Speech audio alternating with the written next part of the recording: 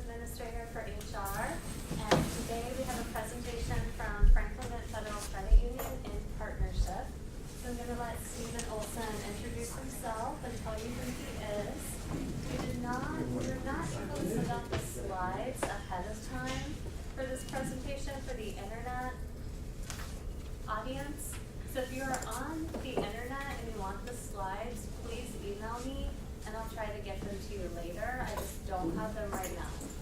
All right, thanks so much. I'll let Stephen take it from there. All right, thank you very much. I'm Stephen Olson. I'm an estate planning attorney at the law firm of Gothard Greenwood. I head up our estates and trust department, which is about 7 or 8 lawyers and just as many paralegals and staff. And we do a lot of what we're going to be talking about today, all day, every day. I probably have kind of what this conversation is going to be 2 times a day with clients, and all the other lawyers are sort of doing the same thing.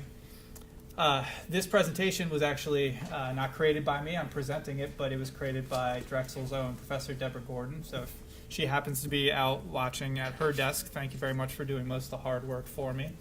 I just want to thank all of you for coming too, and Franklin for having me for this presentation. Today we're going to be talking about kind of the basics of estate planning. And some of our topics for this presentation will be the legal terminology and the default rules associated with inheritance. So you may have heard some things like intestacy or probate or trusts, maybe even seemingly made up words like pers stirpes.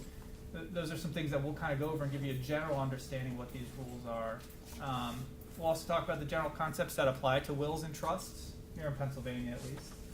And then we'll identify what assets actually pass through a will, or by the terms of a will, which would be the probate assets, and what that means, and what's a non-probate asset, and how they're handled. And then we'll talk about some of the other documents that go along with an estate plan. So you've probably heard of wills and maybe trust, but we always also include other documents, including a healthcare advance directive and a financial power of attorney. Oh, I should have mentioned too, if you have questions while we're going, please feel free to interrupt me. I'm happy to go back and forth. If it's something I think we're going to cover later on, I might just bounce it towards the end. But it definitely is a little bit more entertaining if we make it a little bit interactive. So, basics of estate planning documents. The basic documents that we're going to go over, kind of touched on before. Wills. This is going to be a document that applies after your death. It's going to direct who kind of controls your assets, makes decisions about how everything passes after you pass away, and then directs how you think you would like those funds to pass away to those other people. The trusts are going to be documents either that you've created during your lifetime or part of your will that directs how those assets might be handled. And then again, the financial power of attorney, which is a document that only during your lifetime directs who would be able to assist you with your finances if you're unable to. And then a healthcare power of attorney, which again is only during your lifetime, and it provides someone who will make healthcare decisions for you if you're unable to do so yourself. And we'll talk about those documents a little bit more as we get through this. Oh, and living wills, as we'll talk about later, a living will and a healthcare power of attorney are 2 separate documents, but we now, or used to be 2 separate, but we now include them all in one document that we call healthcare advance directive. So the healthcare power of attorney portion directs who's going to be in charge of making decisions for you if you can't. And then the living will portion of that document is going to direct what will occur in kind of those difficult end-of-life situations if you're in a persistent vegetative state or an end-stage medical condition. So this slide's getting to this planning and contemplation of death. People don't really like to talk about what's happening here. People don't want to talk about death. They don't want to talk about taxes. They don't want to talk about being incapacitated. And they're all kind of difficult things to think about and make decisions on. And an estate plan itself can be a really sort of overwhelming concept. I have clients who have estate plans that are multiple boxes in my office. Can be incredibly complicated, but for most people, that's not really the case. For most people, what we're going to be doing with this estate planning process is trying to focus on 3 things. First, who's going to be in charge of things if you can't be, both during your lifetime and then after death? Second, who's going to get your assets? How are they going to get them? And then third, estate planning attorneys, we always keep our eye on taxes. Taxes is kind of a 200 level course. We're not going to spend much time on taxes here, but I will touch on it very briefly right now. There's kind of 3 taxes that we focus on with all of this. The first is the federal estate tax. you have to be incredibly wealthy to have an estate tax issue at this point. There's an $11.18 million exemption for federal estate tax purposes. If you have less than $11.18 million, you likely don't have to pay attention at all to the federal estate tax. We're talking about like the 1% of 1% at this point who have estate tax issues. There are also 12 states that have state death taxes. Pennsylvania is one of them. We have an inheritance tax. Works very differently. It's imposed on the first dollar of your estate. So we do kind of pay attention to that inheritance tax. Most of the states around us have some type of death tax too. New Jersey got rid of its estate tax, but it still has an inheritance tax that applies to more remote beneficiaries, people other than your spouse or your children. Delaware just got rid of its, but Maryland still has one. New York does. Most of the New England states do. So we pay attention to that. And then the income tax. Usually there's not a ton of income tax planning that has to be done with regard to an estate plan, but there are some aspects that we do need to pay attention to. And you most usually see that with tax deferred accounts, 401ks, IRAs, things like that. And just making sure the right language is in to handle those things. What, just so that I'm clear, so an estate tax, the estate pays those, it's like an income tax for the estate, whereas an inheritance tax, each person inheriting the money has to pay their individual share. Is that the case, or? Yeah, so the question, I think, can be sort of summarized. What's the difference between an estate tax and an inheritance tax? So your summary was kind of correct. The estate tax is a tax that's imposed on the estate based on the overall value of the estate. And the estate's primarily responsible for calculating that and then paying the tax over. An inheritance tax is a tax on the right to inherit that property. And it is usually based on the person who's receiving it. The rate may vary based on who's receiving it. It can be that each of those individuals pays over the tax, usually just for ease of administration. There's provisions and documents that the executor of the estate will collect up all that tax and pay it over. But yeah, kind of philosophically different, taxing the overall estate versus taxing the right to receive from the estate. So, like I said, a lot of people don't like talking, thinking about this. Has anybody in the room actually gone through the estate planning process? So you are in the majority of most adults, 55 to 65%, depending on which statistics you look at, have not done any estate planning for people who are like 30 years and older. So pretty common to put this off. So kind of covered some of this. You know, what questions are you going to be asking yourself when you're thinking about this estate planning process? Who's going to receive your property? Do you want it all to go to a spouse, to children, to charity, to other friends, relatives? What form is that going to take? You know, how and when are they going to receive these assets? Is it going to be just simple outright? Are you going to give your spouse all of your money? Or does it need to be something a little bit more controlled than that? For instance, if you have a 5-year-old child, do you want to be giving them outright all of your money? The answer is no, you actually legally can't do that. You would have to have a guardian appointed who would step in and handle those assets. That requires a court proceeding. The court remains involved. And every year, your guardian has to report to the court the use of those funds. It's expensive. So we can use a trust to kind of solve that issue. And we'll talk about that in greater detail as we keep going through. And then again, who's going to be responsible for to do these tasks, both during your lifetime if you can, and then after your death? During your lifetime, what happens if you become incapacitated? So when you pass away, what actually happens with your assets? How do they transfer? And the answer is it sort of depends. Some assets will pass by your will, or if you don't have a will pass by the underlying intestate laws of the Commonwealth of Pennsylvania. And those are assets that are just solely in the decedent's name, not owned jointly, not something with beneficiary designation. And those are the assets that pass under the terms of your will. Other assets are called non-probate assets. These are assets that won't go through the probate process and instead pass by some other means. And we're going to go through all that in a little bit more detail. But here, kind of this first question, what is probate? What's the probate process? Probate is the process of the person that you've nominated in your will, or the person who's been decided under underlying law is going to be in charge, for them to go and to take the assets from your name, the decedent's name, move it to the estate, handle a whole bunch of hassle paperwork, and then make distributions eventually to the beneficiaries. And this is important because this is what actually gives the legal changing of title of assets. Otherwise, you wouldn't be able to prove that you own the house, or you wouldn't be able to prove that you own the car that you received as an inheritance. It also allows creditors to have a forum before a judge to make sure that they've properly been paid. And it allows the beneficiaries a forum to be able to question what the fiduciary, the executor, has done with the distribution of the funds and handle any disagreements between beneficiaries. So what's probate property?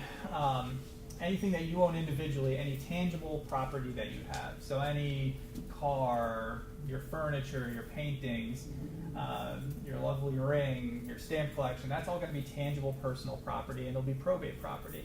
Also, real property that, again, you own solely in your own name is going to be probate property that passes through the terms of your will or the intestate laws. It also includes any cash, stock, bonds, other intangibles that you may have. Other intangibles could be intellectual property, book rights, patents, CDs on deposit at banks, closely held business interests. Those would all also be probate property if they're owned solely by you.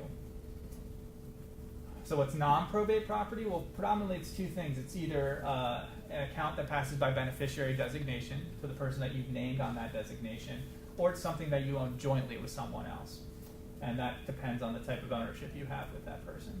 So with the beneficiary designations, it's incredibly important that when you enter into that account, you sign paperwork, and that's a financial contract between you and the institution that holds that life insurance or that IRA or that 401k, or like with TIA CREF, the 403b accounts that you might have working for Drexel. And the terms of that are going to trump anything else that you've put in your will. You can't write in your will, I want my IRA to go to my Aunt Sally. That doesn't work. What you put on that beneficiary designation is binding, and that's where it's going to go. We'll talk about this in more detail in the future, because that's really important. If we create a really great estate plan under your will and your trusts, you can completely undo it by not updating your beneficiary designations to coordinate those assets with your estate plan. Like I said, joint ownership, which is evidenced by this deed on the far side. If you own property jointly, either joint with right of survivorship or tenants by entireties if you're a married couple, when you pass away, by operation of law, that property goes immediately to the survivor of both of you. Your will not change that. If you own property jointly with someone in a different type of ownership called tenants in common, that's different. Your tenants in common joint ownership will pass by the terms of your will.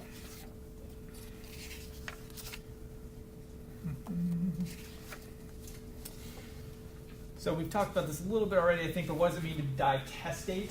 Dying testate means that you have a valid will in place. Here in Pennsylvania, to create a valid will, it's not all that complicated. You have to have a writing that evidences a testamentary intent, that you intend to give something away at death. It has to be signed by you. Your signature could be a mark. It doesn't have to be a full signature. There's other formalities that are good to follow, but they're not actually required by Pennsylvania law. So when you sign your will, if you've done this in the past, you'll see that there's always two witnesses who sign off on it also. Then you have everything notarized at the end. All that's really important is great evidence that your will is valid, and it also makes it a lot easier to probate after the fact, but it doesn't have to have those things. I'm certainly not encouraging you to do one without any of those things. You should definitely have the formalities. But there's lots of case law out there where someone scribbles something on a napkin, and then that napkin gets probated, and that's actually part of your valid will. Or fast food wrappers, or someone is dying on the floor, and they write it on the floor, scratch it into the floor. I don't know if you go and you take a saw and cut that out and take it to the register of wills, but that is a valid testamentary instrument and can qualify as a will. I would note, you also have to be over the age of 18 to execute a valid will. Of sound and disposing mind, meaning you intend to dispose of your assets through that, and not under a undue influence. No one's sort of forcing you or compelling you to execute that document. So this gets back to a prior slide, death, the last taboo. Again, it's something people don't like to talk about or deal with. I often joke, this is scary, it's complicated, it's boring, it all makes me less popular than going to see the dentist. It's just not that fun. And I will admit, if you're reading my documents, definitely once you get past page 3, they're incredibly boring. But it's all important and it needs to be in there. So why would you have a will? Why is this important? And what are the reasons people don't actually go and have a will drafted? Well, the will is going to govern what you want. And if we don't say what you want, there are Pennsylvania laws, and every other jurisdiction has laws that are going to kind of dictate what they think should happen. And these are the intestacy laws. If you die intestate, you don't have a will, and the intestacy laws apply. So why don't people do this? They don't get around to it. They don't want to face their mortality. They don't want to pay me X number of dollars to do this estate plan for them. And I get all that. My wife and I've been working for a number of years. We had multiple children. We didn't have wills in place. We finally got around to it. I created drafts, and we couldn't decide who's going to be the guardian of our children. And it was back when TVs actually were not flat and they were wide, and the two wills sat there, and they sat there for at least 9 months. It wasn't we disagreed on who it should be. It was we agreed no one was good enough for our children. But there's lots of reasons to put this off and lots of tough decisions to make with it. And again, as I mentioned earlier, most Americans, even Americans who are approaching retirement age, do not actually have these documents in place. I could not decide. There I am on the list. So what happens? What are these default rules that are going to apply here in Pennsylvania? The default laws apply both to who's going to receive your assets, but also who's going to be in charge of things if you haven't dictated. First, on who's going to get the assets, it depends on who's around at that time. If you're married at the time of your death, you might think that your spouse is going to get all the assets. Completely not the case. If you're married, you have no parents, and you have no children, that would be the case. But if you're married and you have children, your spouse will get the first $30,000 of your estate. Then everything else is split 50-50 between your children and between your surviving spouse. Similarly, if you're married and you have your parents still alive and you die, your spouse will get the first $30,000 and 50%, and the other 50% will go to your parents, which is probably not what most married couples think will happen with their assets. If it's a second spouse, the second spouse doesn't even get the first $30,000. It's just split 50-50. So the underlying law obviously is not going to cover what everyone wants. It's just some attempt at what the legislature thought most people might want.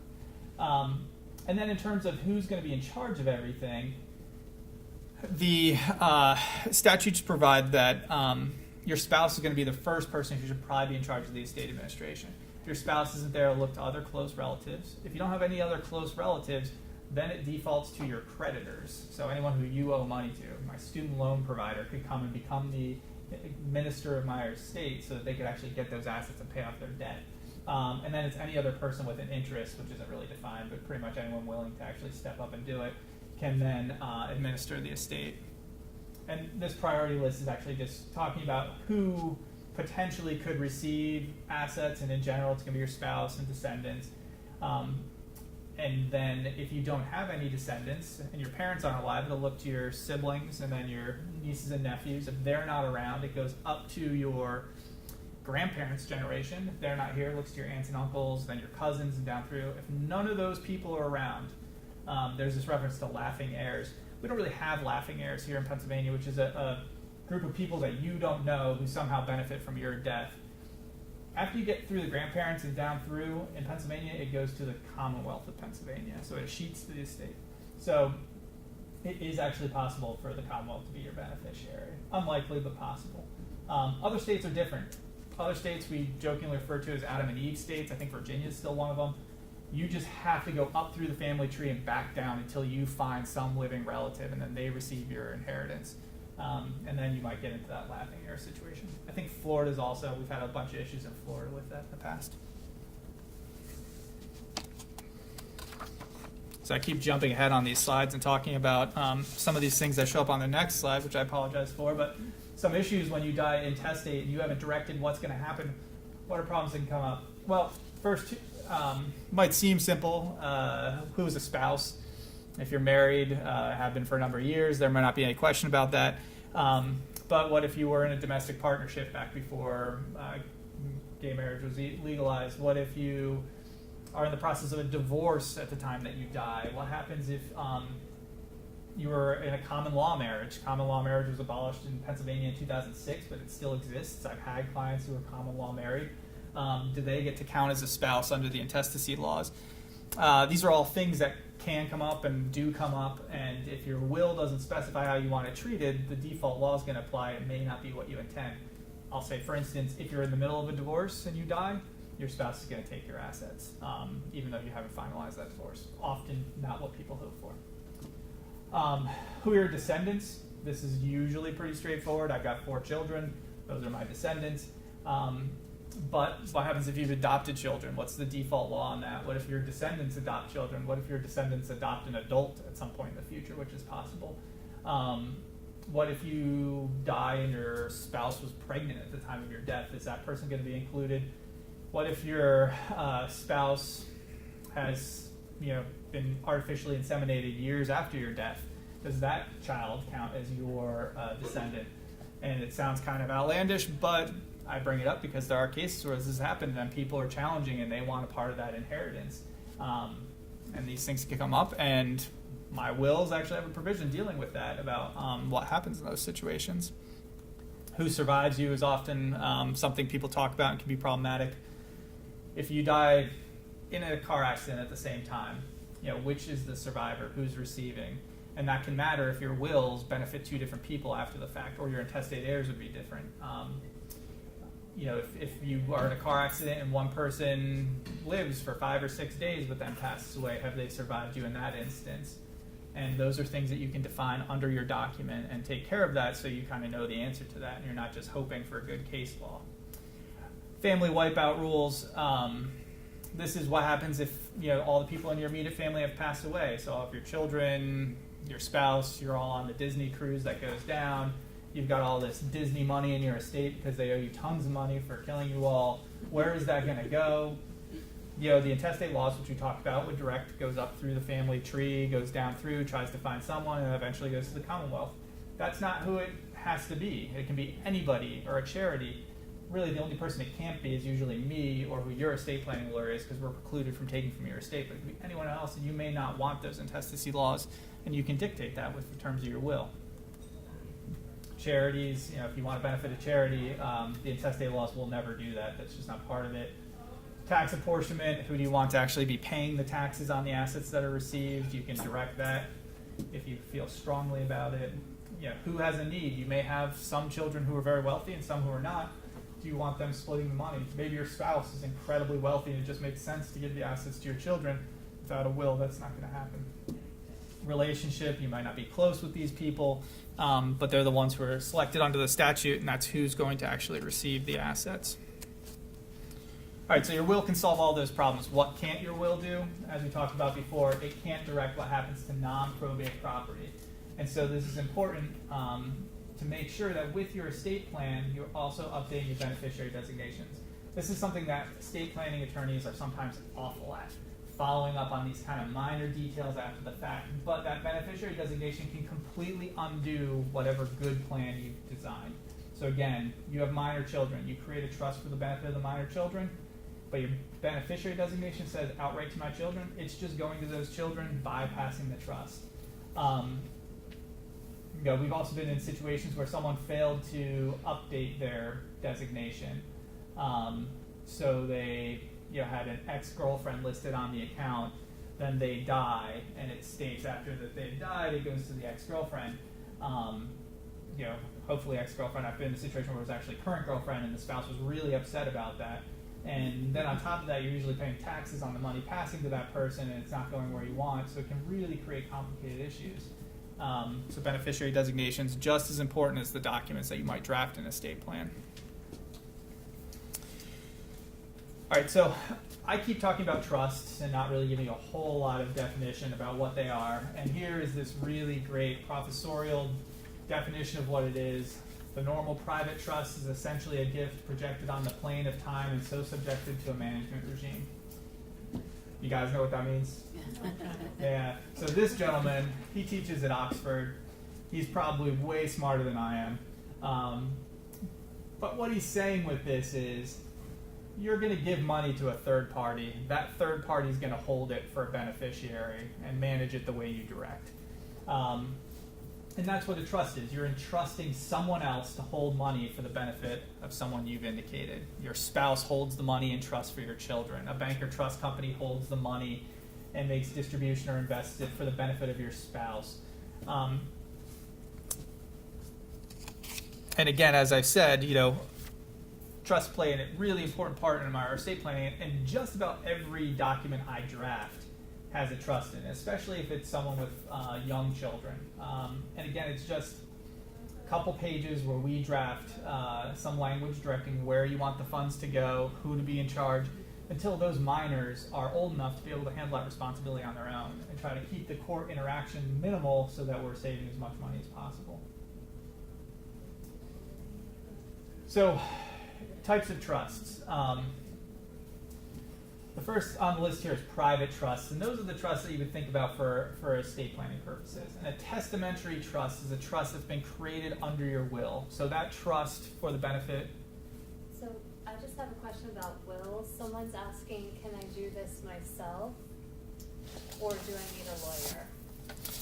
Well, as the lawyer who makes their money off of helping people with this, I would say you absolutely need a lawyer. Sorry, the question was, do you need a lawyer for drafting your documents? Technically speaking, you could be scribbling on a piece of paper right now saying, this is my will, I want to give it all to my friend, signed your name, and you've created a valid document. It's really hard to give a blanket statement, like, can I go to LegalZoom right now and create a valid will that's going to work out? Probably some people can absolutely do that. Simple situation, you should be able to work through that. You're probably going to be able to and get away with it. But it's impossible for me to know what might be lurking out there. So to give a blanket statement that, yes, absolutely go out and do this yourself is not a good idea for me to be saying. It's probably, if you look at the way LegalZoom charges, or one of those type of software systems, they charge about $100 per document, I think.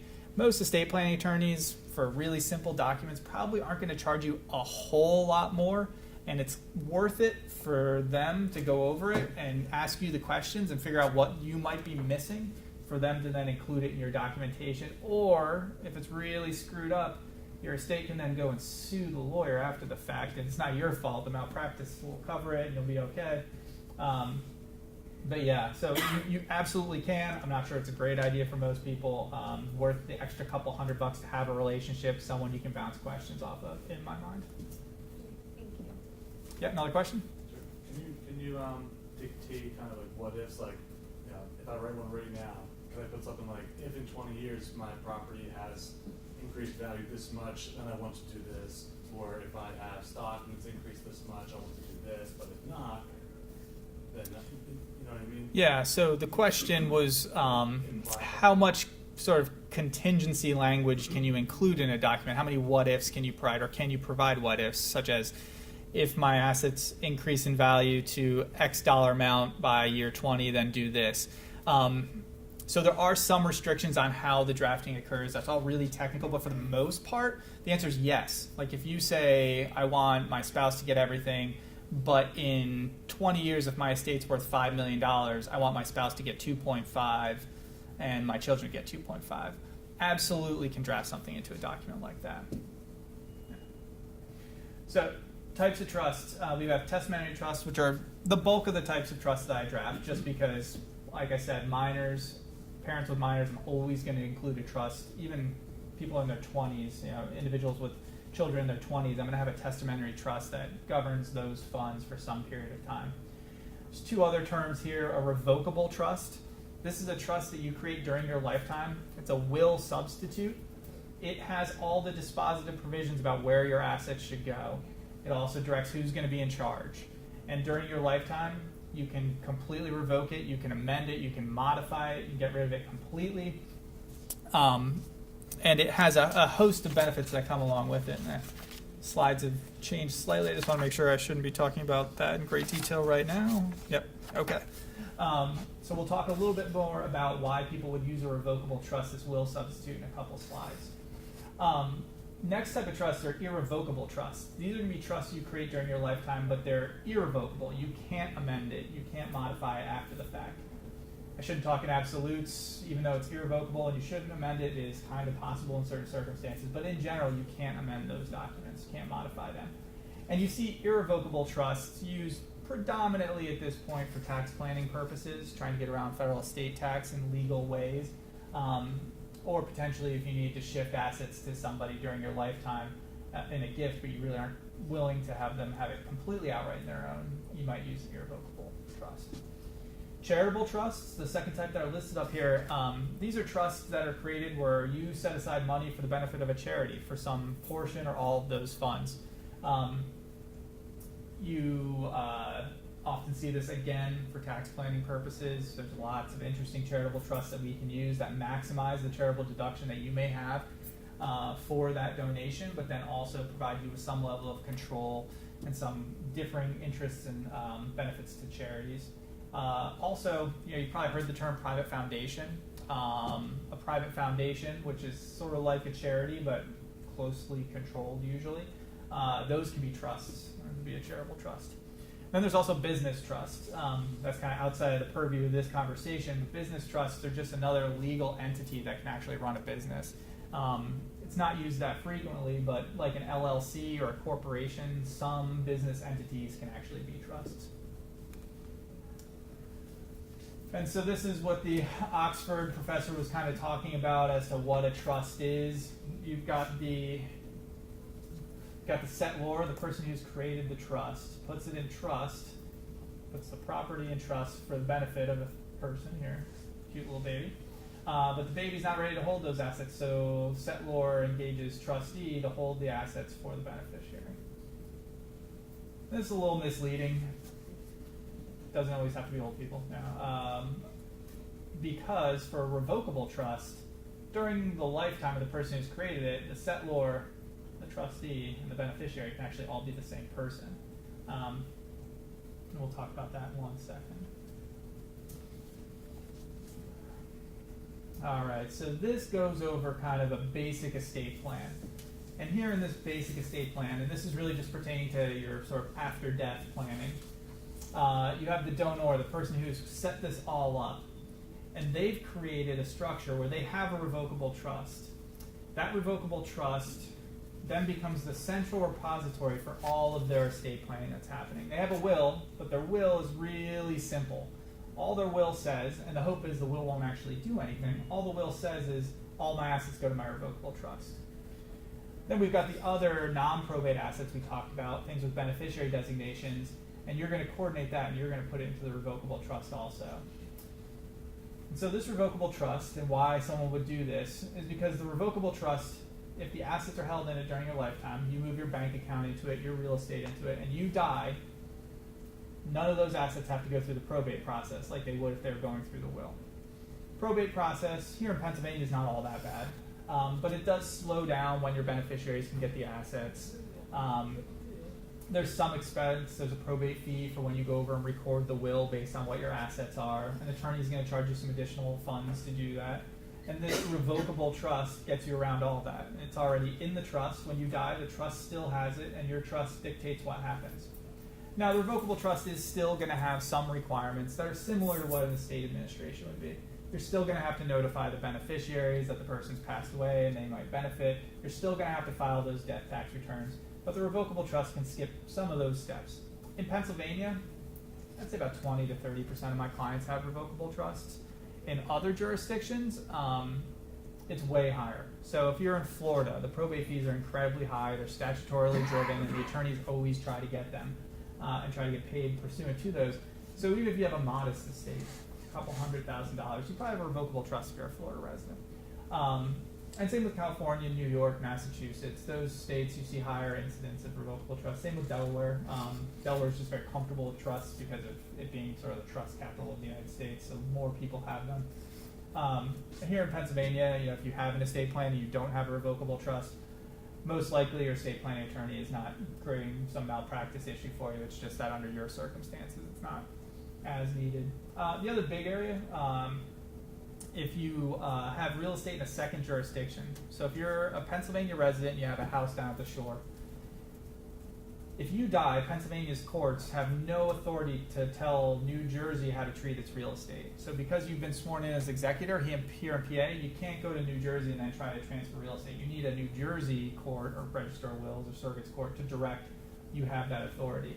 And so that requires two sets of probate. Primary probate here in Pennsylvania, ancillary probate over in that second jurisdiction.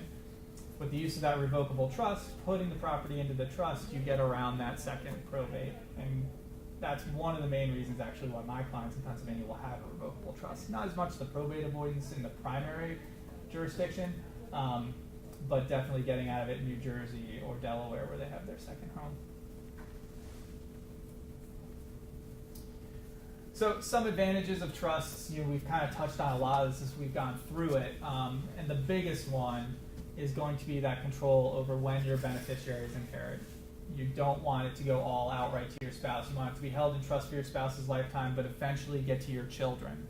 The trust is going to do that. You don't think your children who are in their 20s are responsible enough to handle huge amounts of assets if you pass away immediately. Your trust can say that they get it when, 1/3 when they're 40, 1/3 when they're 45, 1/3 when they're 50. That protection, that control over when someone is going to receive it. Creditor protection. When the funds are held in a trust for the benefit of a beneficiary, not a revocable trust, but other trusts for third parties, they get significant creditor protection. That's not an asset of that beneficiary. It's an asset of a separate legal entity, the trust.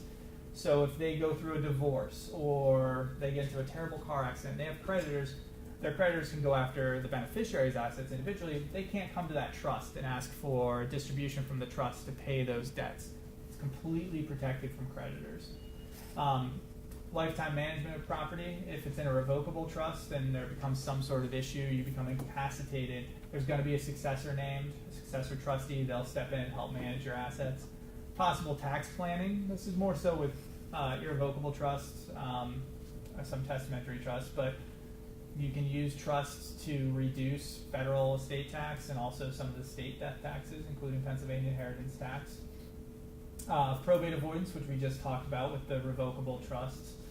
And then again, that unified bucket, one receptacle to manage and handle all the assets in the way that you want, not having that beneficiary designation go outright and have to serve as a separate dispositive provision or scheme, making it coordinate with the provisions of that trust and having one direction.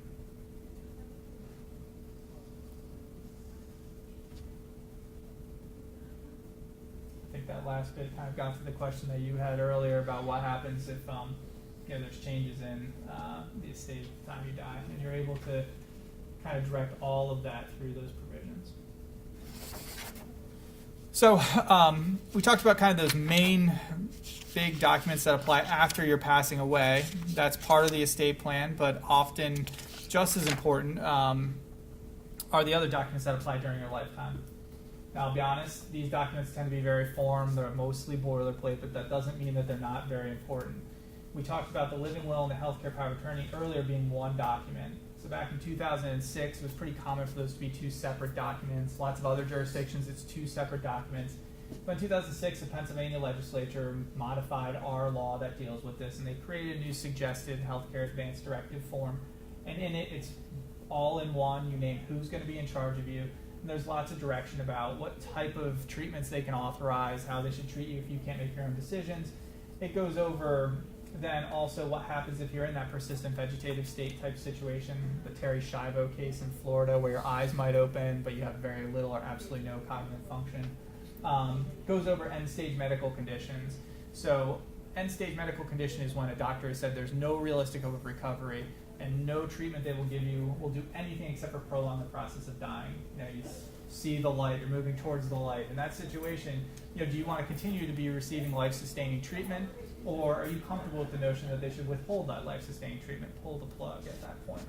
All of that is directed in these documents, so you're providing direction and guidance when you can later on in life. Similarly, financial power of attorney, it's something that can be effective immediately. You can authorize your agent to help pay your bills right now if you want, handle things for you while you're traveling. Most people don't use it for that purpose anymore. What's really helpful for is if you become incapacitated, there's still someone available who can access your funds, pay your bills, talk to insurance companies, make sure everything continues the way that it needs to be. If you don't have these documents in place and you become incapacitated, we go back to that guardian's situation. Someone has to petition the court, ask the court for formal approval to be in charge of your finances, to be in charge of your healthcare decisions, and that person has to every year report to the court, tell them exactly how the funds have been used. if they want to use your underlying principal assets, not just the income that's being generated, you actually go and have to ask the court for approval to do that every time. It's all very complicated, very costly. These documents are not expensive to put in place, and having that as like a great insurance policy that the person you want will be in charge and they will have the authority to do what they need to without having to go to the courts all the time. So, I love this slide. How often should you update your estate plan? So first I'm going to focus, major life changes we'll talk about in a second, but otherwise every 3 to 5 years for a review. No one ever comes in every 3 to 5 years for a review unless they have a huge estate tax obligation. We're doing planning every year for them. I'd be way, way wealthier if that were the case. Every 3 years, most likely, things aren't going to change so much that you need to update your plan. You get past the 5 years, you're approaching 5 to 10 years, it's probably a good idea, if you have a relationship with that lawyer, pick up the phone, have a conversation about what's happening in your life. My clients do this with some frequency. It's been 5 or 6 years, someone will pick up the phone and give me a call, or I'll run into them in the street and they're like, I'll call you next week, let's just touch base. I usually don't even charge for this, so it's like a 10-minute conversation. We talk about things, nothing needs to happen, and that's what I tell them.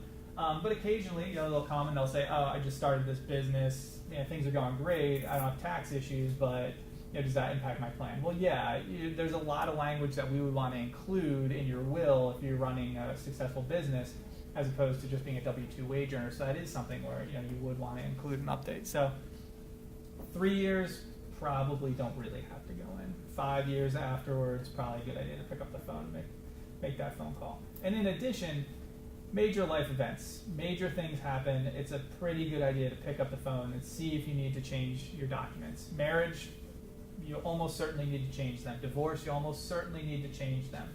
New child, the way I and most estate planning attorneys draft our documents, new child, you probably won't have to change the documents. They should still be flexible enough to handle that unless you've done something very specific. But it's still a good idea to have that conversation and make sure the disposition of the assets still makes sense. And there could be quirks in what's going on with the new child that may require some additional language. There's other things that I usually tell my clients. Obviously, you hit the lotto, give me a call. It's going to be really interesting and fun. I'm going to get a lot of work out of it. New businesses being created, buying real estate in another jurisdiction, retirement is another big one. Good time just to check everything, make sure it's all still appropriate as you enter that kind of next phase of your life.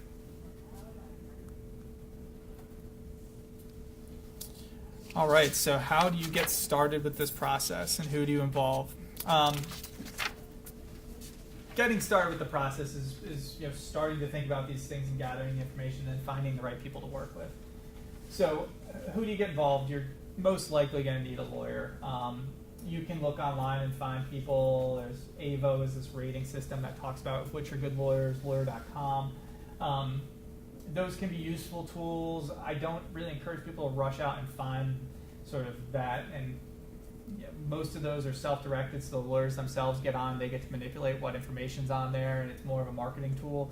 You can use it as a reference, but I would suggest go, if you have an accountant, if you have a financial planner, talk to them, ask who they like to work with, who they think is good at what they do.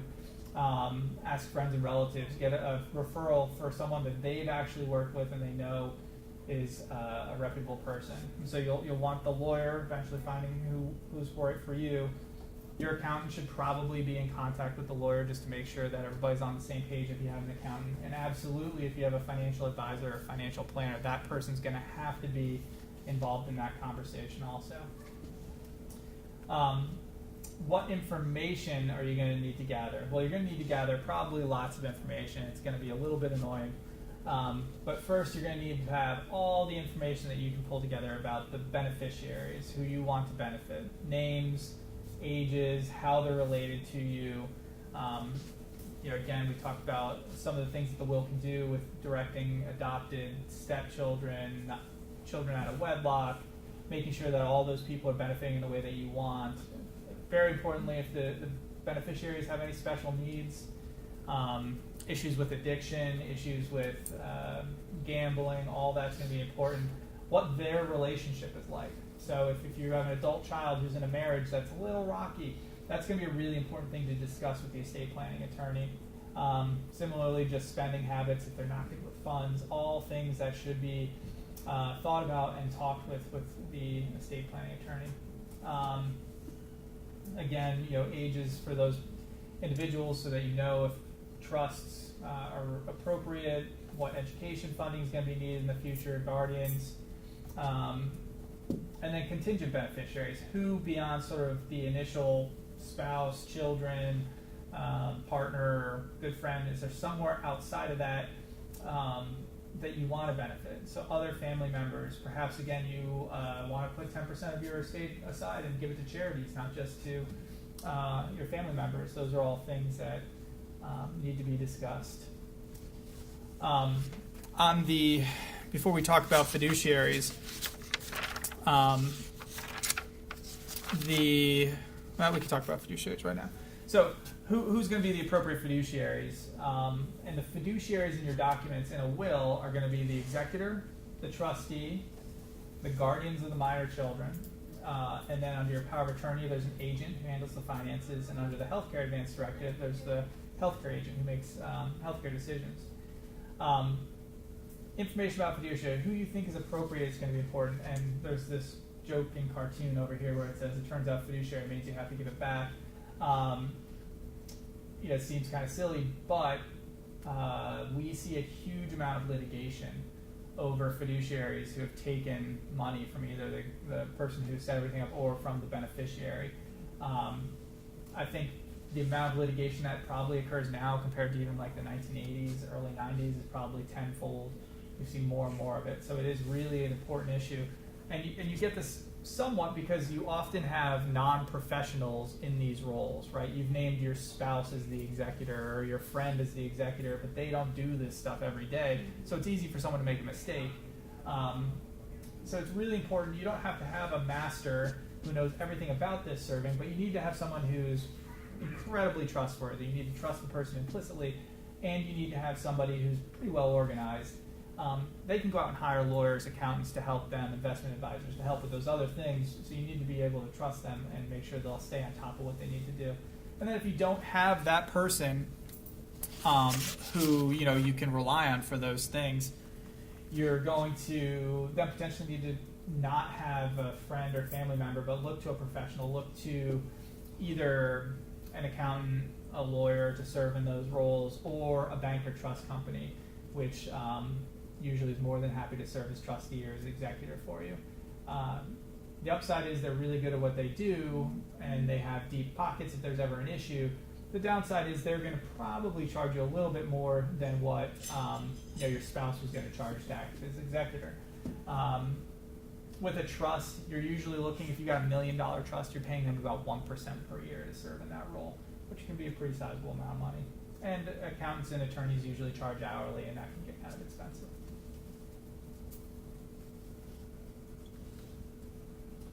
So other information that you're going to need to collect up during this process and have ready is going to be accurate descriptions about all the property you have, and that's going to include how it's titled. We talked about joint ownership and how that impacts how assets pass. So how an asset's titled is going to be important. The value, that can be really simple. If it's 100 shares of IBM, you can look on the exchange and see what it's worth. But if it's a closely held business or some real estate you might not know,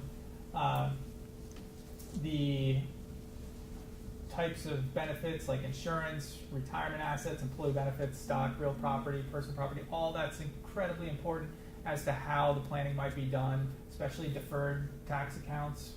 There's additional language that we always need to include with things like that. And then characteristics. This is similar to titling, but if you're in a community property state, which is usually a Western state, even if your title doesn't say my husband and wife, a spouse may still have some interest in that possibly could be impacted at death based on that. You're going to want to have information about all the debts and the liabilities also. That'll impact the overall estate value, but then also impact how those are going to be paid, if they're joint debts, if they have to be paid at death. All that's important information. Expectancies, whether you think you might inherit a whole lot of money from somebody after the fact, after you've done your planning, that's important because it can impact what planning you may want to have in your documents. Then, of course, kind of all this discussion that you'll have with your estate planning attorney should really be focused on what your goals are, what you want to do with your funds. Are you looking to create a family legacy? Are you looking to create a legacy for charities? Is tax avoidance something that's incredibly important to you, or is it lower on sort of the overall planning topics? Are you looking to promote certain behavior with the planning that you're doing? So for instance, in trusts, you can have language that says my beneficiary gets distributions that are tied to sort of the income they earn outside of the trust.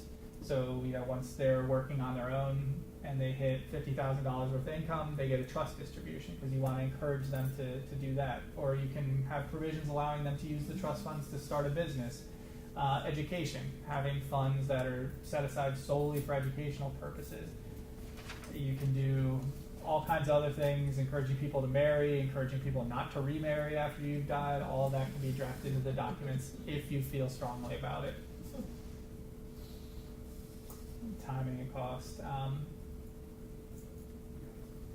So hiring an estate planning attorney, some questions to ask. Absolutely, you have to find a competent person. And so you want to be sure that the attorney's primary focus is on estate planning, that they do this type of work all the time and are very familiar with it. How many years of experience does the attorney have? You might not really be comfortable with someone who's only been out of school for a year or two. Maybe they haven't seen enough for you to want them as your lawyer. On the flip side of things, if you're going to a solo practitioner who's 75 years old, you might not be certain he's going to be around to handle your estate administration when you pass away. This goes almost to the beneficiary designation comment I made earlier about how attorneys are bad about it, making sure beneficiary designations are done. Is the attorney good at following through and actually moving the assets into the revocable trust? Because that's something that often doesn't happen also. Does the attorney have a formal updating and maintenance program? Meaning, will they be reaching out to you periodically, sort of instigating you to talk about this every couple of years? Will they be providing updates when tax changes or law changes happen? What are they going to charge? Obviously very important. It's pretty common for estate planning attorneys to be charging flat fees for basic estate planning. I charge flat fees for basic estate planning, puts the onus on the attorney to make sure they're doing their work efficiently, and you're not going to get some huge astronomical bill based on their hourly rate after the fact. This is incredibly important. Ask yourself, can you see yourself working with the attorney? Finding someone who meets these other criteria is pretty simple. There's a lot of estate planning attorneys who are very competent out there. And so what you need to really think about is whether you trust this person and you think that they will always be looking out for your best interests, and that they're going to devote the time necessary to really really understand your situation and draft the documents properly, and they're not just going to try to churn this out and get you to sign as quickly as possible and get you out the door. And then ACTEC is a resource. ACTEC is a professional organization with pretty difficult qualifications to get in. One of the lawyers in our office is an ACTEC fellow. These are people who are the cream of the crop when it comes to estate planning. This year is the first year I can even apply to be ACTEC now because I have enough years out. You have to have significant and important writing done in the industry in order to be a fellow. This isn't one where you can just buy your way in. So if they're an ACTEC fellow, they're very good at what they do. All right. Any questions in the crowd? A little bit more about the protections of the trust. Like from credit protection, is it safe from, so if you set it up to distribute to your children at the age of 35, 40, 45, and you get cancer at 30, and they're going bankrupt, is that money protected? Can you, this is kind of separate, can you, if like your children, if you don't like their spouses, can you dictate it as not subject to marital asset distribution? Yeah.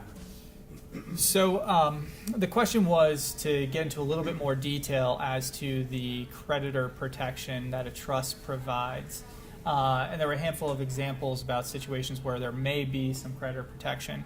And I think the questions were kind of, if the funds are going eventually outright to a beneficiary, what level of creditor protection is there? And then if there's issues where you don't really like the spouse of your children, can the trust kind of protect against that to some degree? So the simple answer is, while it's in the trust, it's very protected. And so if you have a situation where you direct at 30, the funds go outright. Once the funds leave the trust, then it's in the beneficiary's hands. And whatever bad choices they make in spouses, or if they have cancer and have to pay lots of money, or they get into an auto accident, once it's in their hands, there's very little to nothing you can do. But if you have it tied up in trust indefinitely, it remains protected, and you can draft all kinds of contingencies into this document. So if you get to a certain point and the trustee can make a determination about whether or not there's creditor risk and things, you can remove that withdrawal right and continue it in that protected form. One pretty basic example of that is if we have a beneficiary who is going through a divorce or separated, we often will have provisions that say, okay, the trust can't make distributions anymore. It's shut off until that situation's taken care of. Another thing that we'll do sometimes if we have concerns about that, but we do want the beneficiary to benefit from the funds, we will have it stated in the trust that before discretionary distributions or any distributions go out, that the beneficiary has to sign either a prenuptial agreement or a postnuptial agreement where they agree to essentially what you asked, that it cannot become marital property. It won't be subject to equitable division. The income from it won't be subject to equitable division. So there's lots of ways you can draft things into the trust to provide extra protection to take into a lot of contingencies like that. Is future beneficiary money, like money that I would be getting in 5-10 years, is that, can I borrow from that for, in terms of equity? Is that borrowable? So the question was if you can borrow against the assets of a trust if you're a beneficiary. Maybe. It depends. So the trust itself may actually be allowed to lend you money from the trust, which would be one way to possibly accomplish that. The second is, will you individually be able to borrow and post collateral those trust assets?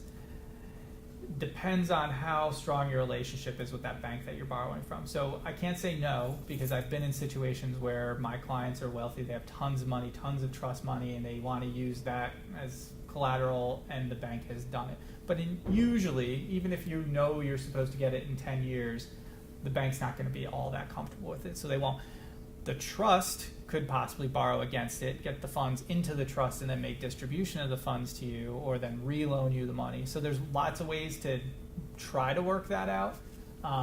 But just walking in saying, I'm going to be beneficiary of a trust in 10 years, I want to borrow against it, usually doesn't work that well.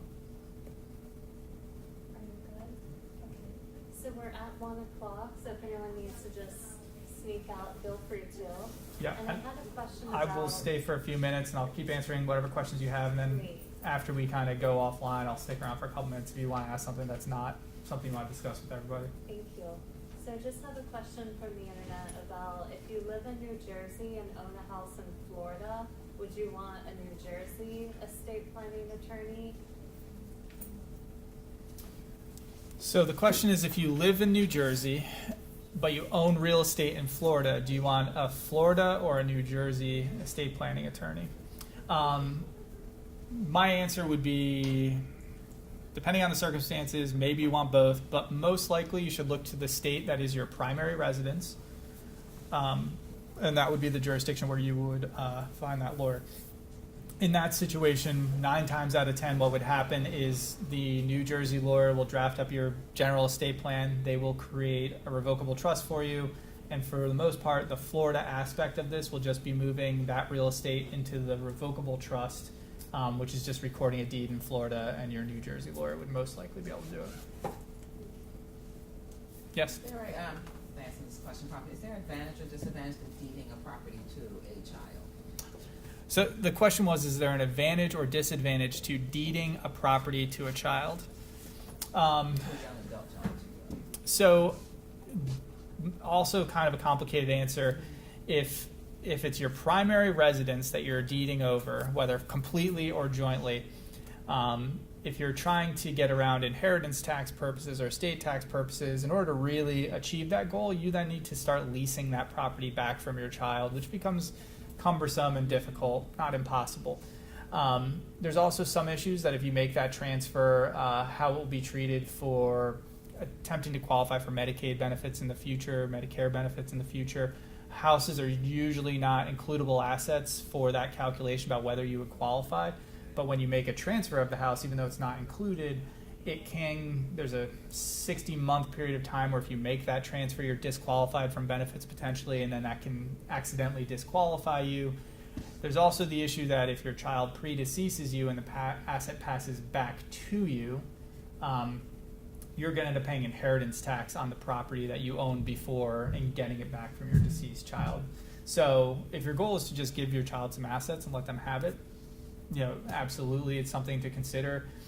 If you're trying to achieve specific goals, you need to go through kind of the circumstances and see if that transfer will actually work and achieve the goal.